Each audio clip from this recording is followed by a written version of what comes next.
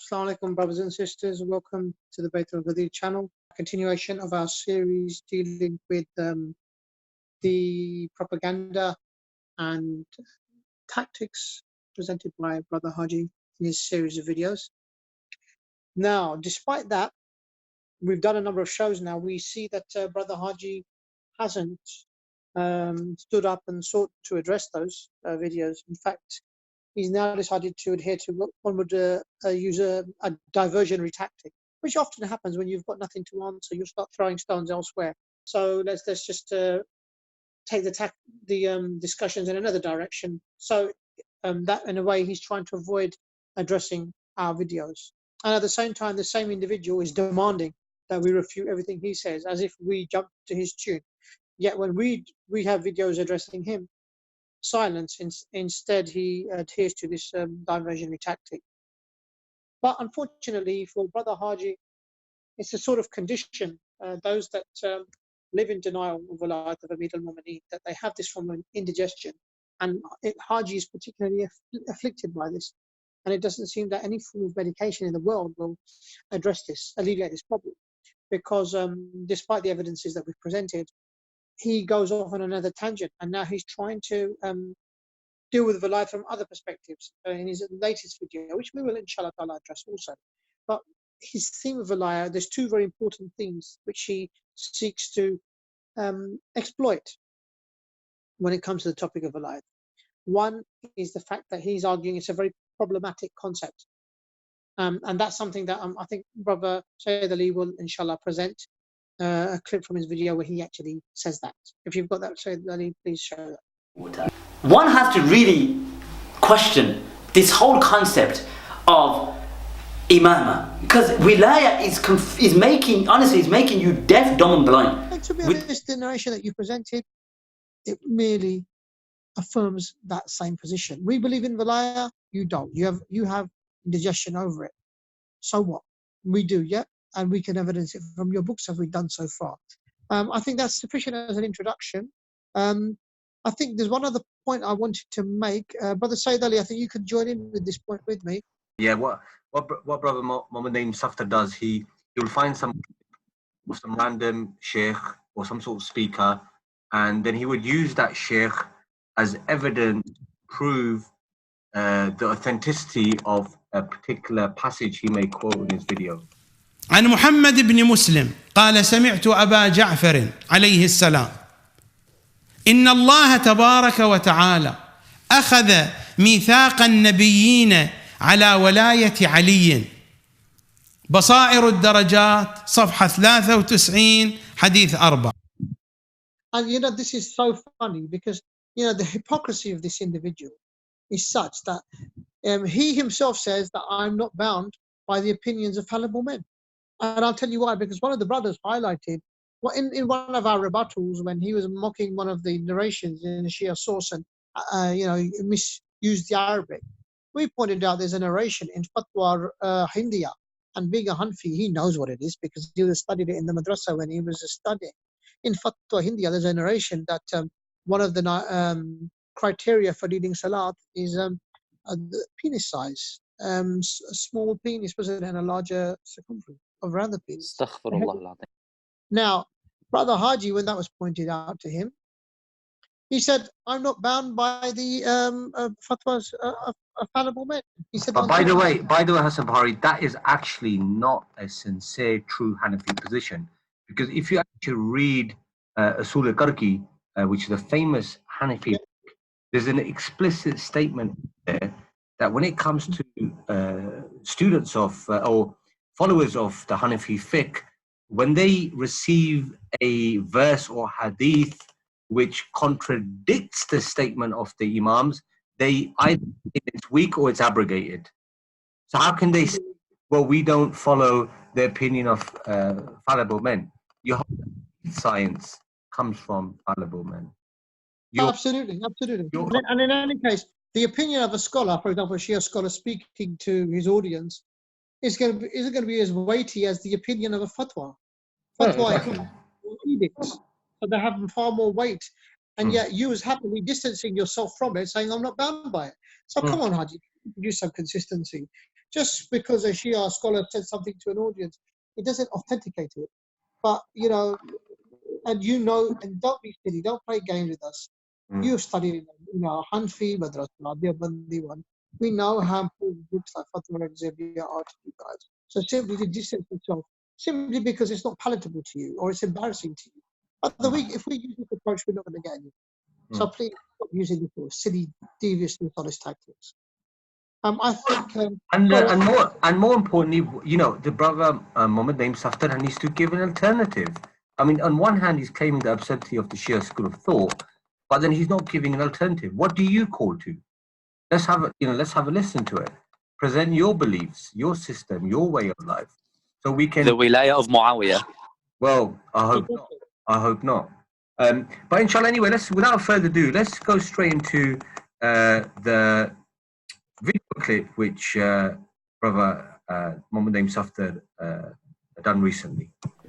Page 90 something and hadith number 4. So you know what? Rather than take it from me, why did you take it from me? Hadith number 4. So hadith number 4. Here it is. This is the chapter. This is on my book is 107. Look what this is hadith number 4. I'll put the chain again in the description box so that you can clearly see that I am not hidden it. And what does he say? This is narrated from Muhammad ibn Muslim. Did he not just say Muhammad ibn Muslim? He did, didn't he? قال سمعت أبا جعفر, and he heard Abu Ja'far say, indeed Allah subhanahu wa ta'ala, blessed and exalted and high be him, that he took a covenant from the Prophet for the wilayat of Ali. So that ayat mentions the Prophet or the Rasul, which is Muhammad sallallahu alayhi wa alihi wa sallam. Nothing to do with Ali. Ooh, Al-Kafi. Ooh, Al-Kafi. So here you go, Surah Al-Kafi from Al-Kulayni, and it's on the same topic. Allah subhanahu wa ta'ala, this hadith is in page 8 under the chapter of Kitab al-Iman wal-Kufr, under the Iman and Kufr. And it basically it's a lengthy hadith, so I'm just going to sort of read the first part, which talks about Allah creating. So it talks about Allah subhanahu wa ta'ala in the time where He's creating everything. So he said, Abi Ja'farin, so this is Abi Ja'farin, Imam Baqir, again, same individual. Inna Allah tabaraka wa ta'ala haythu khalaq al-khalq. So when Allah subhanahu wa ta'ala created the creation, He said Allah took a covenant with the prophets. Listen to this, akhi. All of you listen to this. Allah took a covenant with the prophets. And He said to them, Alastu bi rabbikum, am I not your Lord? وَأَنَّ هَذَا مُحَمَّدٌ رَسُولِي, and Muhammad is my messenger. What did the ayat say? Did he mention anything to do with Ali? No, he didn't, did he? But this hadith forces Ali into this hadith, or this meaning. What's the next one? After believing that is Allah the Lord, is Muhammad his prophet, that is وَأَنَّ هَذَا عَلِيٌّ أَمِيرُ الْمُؤْمِنِينَ. So when he created creation, he asked the prophets, am I not your Lord? Is Ali Amir al-Mu'minin? Qalu bala. Listen to this. This is where it gets really, really disturbing. They said, Qalu bala. Yes, we do. Now listen to this. فَثَبَتَ لَهُمْ نَبُوَّةً. Then Allah affirmed their prophethood for them. Here you go. So the theme of today's topic is the wilayah and its nexus with prophets. How they took a covenant to affirm that wilayah. So over to you, Brother Sayyid Ali. So what I'm going to do now for the viewers, I'm going to present a document, as we have done in all our other previous shows, of the references which Muhammad Safdar has presented to the viewers. So here we're not going to deal on the issue whether or not we believe in the covenant. That's a separate issue altogether. We are going to solely focus on those references which he quoted to see whether or not they're authentic. So the first tradition he presented was from the book 𝗙𝗢𝗪 الدرجات, page number 105, 106, hadith number 4. It may be slightly different to the version he did. And this book has been authored by the scholar Sheikh al-Safar, and he mentions, and he says, I was informed by Al-Hasan ibn Ali Numan from Yahya ibn Abu Zakariya ibn Amr az-Ziyad, said, I heard from my father that Muhammad ibn Sama from Fiyad ibn Abu Shayba from Muhammad ibn Muslima, who said, I heard Abu Ja'far alayhi salam say, indeed Allah Almighty took a covenant of the prophets on the wilayah of Ali and took the promise of the prophets on the wilayah of Ali alayhi salam. This is the tradition. So the issue is here is that Haji doesn't have a problem accepting this covenant. He doesn't deny it. As we've presented at the start of the show, we played the clip. You can see him mentioning that, you know, we have no issues with the covenant itself. The part he has indigestion with, so to say, is the part regarding the wilayah of Imam Ali, or the wilayah of the Ahl al-Bayt. This is the difficulty, or this is the issue he ultimately has with this passage. So this narration, as you can see in front of you,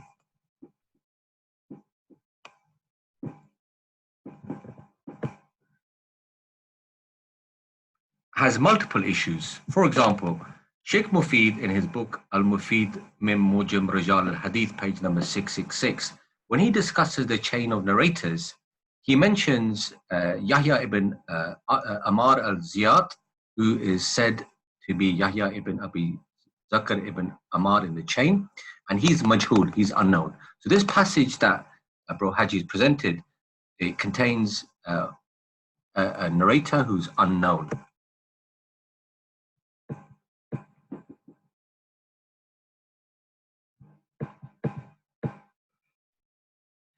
Now we will come to the second passage which Bro Haji, or Muhammad Safdar, did, and this was from Al-Kafi. I'm not going to read the whole passage. The viewers can always go back and have a read for it for themselves. But the main part of this tradition is, then he made the prophets to form the covenant. He asked them, am I not your Lord? And is not Muhammad my messenger? And is not Ali the commander of the believers? They said, yes, it's just as you said. This established their prophethood. He then made the ulul-azm messengers to testify and acknowledge this fact. Am I your Lord? Muhammad is my messenger, and Ali is the commander of the believers and his successors. After him are people who possess my authority and are my reservoir to my knowledge. So this is the narration which Haji presented. And once again, we will have a look whether or not this narration is authentic or not. This is from Usul al-Kafi, volume 2, page number 9, hadith number 1. There's a tradition for the viewers to go back and look at. Now let's have a look at whether or not Brother Haji has presented an authentic tradition according to our scholars. Allama Majlisi in his book Marat al-Uqul, volume 7, page 222, has mentioned that this hadith is majhul, is unknown. So these are two now texts which Haji has presented, which according to us are considered to be weak.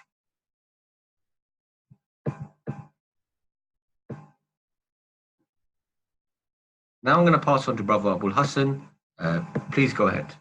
Now I'm going to talk about how Brother Haji has been presenting these certain arguments about the Shia. The books of hadith, tafsir, history, the ma'ajim, the compilation of hadiths are full of these type of narrations.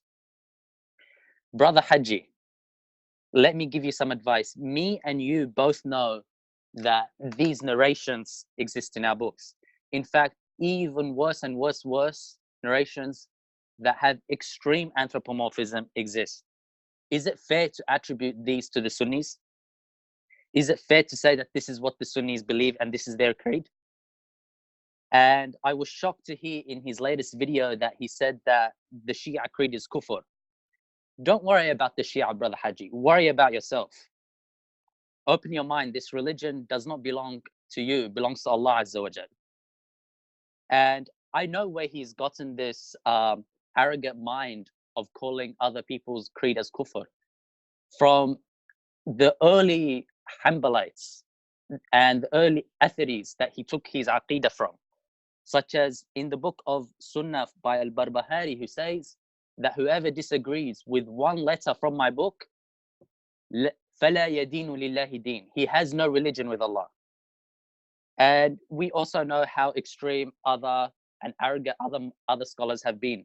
And this is where he's taken his aqidah from. So please, Brother Haji, do yourself a favor, present yourself as more academic and as a researcher, rather than these comedic videos that you try to present and your recent takfir in your recent video.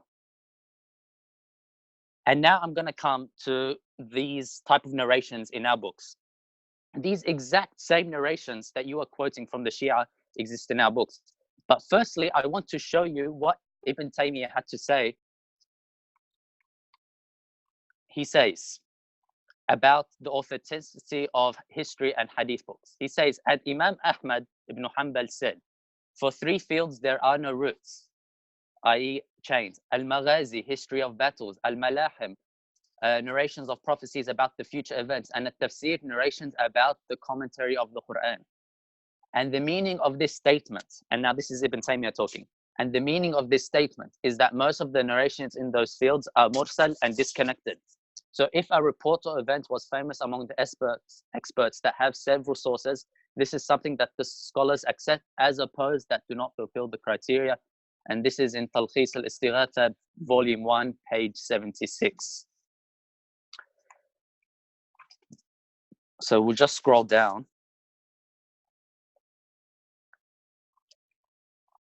We have now Mujaddid al-Thani Imam Rabbani. Listen to what he says, and I'm going to emphasize the words. And there is another way close to the spiritual sovereignty, and this is the way of the saints and the general friends of Allah Azza wa Jal. And this way is marked by its characteristic passion, and it carries the guarantee of mediation, and the leader of the chieftain of the saints of this is Imam Ali al-Murtada alayhi salam. And this grand office is reserved for him. On this way, the feet of the Holy Prophet sallallahu alaihi wasallam are on Ali's head, and Al-Fatima alayhi salam, and Imam Hassan alayhi salam, and Imam Hussein alayhi salam are included with him. And now this is the very important quote. Listen to what he says here. I believe that he enjoyed this position even before his physical birth, as he did after it. And whosoever has received the divine blessing and guidance has received it through him, because he is closest to the last point on this way, at the center of this spot belongs to him. And when his period ended, the grand office passed to Imam al-Hassan alayhi salam and Imam al-Hussein, and then one onto each of the 12 Imams individually and elaborately. And this is in Maktubat, volume 3, page 247 to 248. Beautiful words from Imam al-Rabbani, rahimahullah.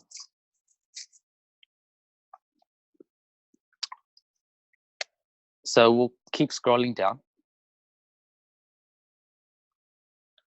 Let's look at a Sunni tafsir book, 𝗙𝗢𝗧𝗏𝗦𝗙𝗎𝗧. Let's look at what he says in the tafsir, وَاسْأَلْ مَنْ أَرْسَلْنَا مِنْ قَبْلِكَ. He actually quotes a narration about this. He says, Abdullah ibn Mas'ud said, the angel came to me and said, O Muhammad, ask the messengers sent before you, that how were they designated as messengers? I inquired that how were they designated? The angel replied, they were designated on the affirmation of your and Ali ibn Abi Talib's wilayah. And this is Al-Kashaf wal-Bayan fi Tafsir al-Quran, volume 8, page 337 to 338. So he mentions the chain as well. The chain could be weak, I agree. However, these ahadith are mentioned, and according to your criteria, therefore Sunnis believe in this too. Ibn Asakir in Tarikh Dimashq, he narrates, Ibn Asakir in Tarikh Dimashq also narrates the same story. Abdullah ibn Mas'ud said, an angel came to me and said, O Muhammad, ask the messengers sent before you, that how were they designated as messengers? I inquired, that how were they designated? The angel replied, they were designated on the affirmation of your and Ali ibn Abi Talib's wilayah. And this is Tarikh Dimashq 42, volume 42, page 241. I'll pass it back to you. Thank you very much, both brothers, for your contributions this evening. As you can see, Brother Haji, who's desperate, unfortunately, this indigestion condition of wilayah has still afflicted him. It doesn't seem to be any cure. But again, we have evidence how the narration that he sought to present to mock the Shia, that Shias believe that previous prophets had to affirm a belief in the prophethood of Prophet Muhammad, peace be upon him and his family, and in the wilayah of Amir al-Mu'mineen. He deems that to be blasphemous, and guess what? This same so-called blasphemous narration also exists in his book. And for the sake of brevity, Brother Abul Hassan is aware of this. We only quoted these two sources. We could have quoted many, many more from the books of Al-Sunnah wal Jama'ah, but we didn't, just because we tried to keep our shows tight in terms of timing. But because Brother Haji's approach to refuting Shia sources is He's happy to quote the same source but from multiple books. And if it's in multiple books, that's it. That's the Shia position proven. So, Brother Haji, we are using your methodology and we are now presenting the narration of prophets believing in the Walayah of Nabi Pak and in Amir al-Mu'mineen Ali ibn Abi Talib alayhi salatu wasalam from Sunni sources. Not one, not two, and we can do from many more. So we would invite you to please do takfir on these scholars, from Majid al-Sani to Allama Salafi. All of them, in your view, should be blasphemers. And if their sin is simply narrating what you would deem an atrocious and offensive narration, if the Shias do that, that's kufr, then I assume you should be applying the same principle here. But you won't, will you? And therein lies the problem. Brother Haji is obsessed with highlighting his abhorrence to the Walayah of Amir al-Mu'mineen, and he hasn't bothered examining that subject matter in any detail, for it exists in his own books. And once he knows it's in his own books, he decides to jump around and divert topics. Okay, that's all really. I think that's it for this show. Inshallah, we shall, since Brother Haji's indigestion continues with other programming and output in the Valley, we shall continue to refute him as part of this series. Remember us in your du'as as we shall remember you. Assalamu alaikum.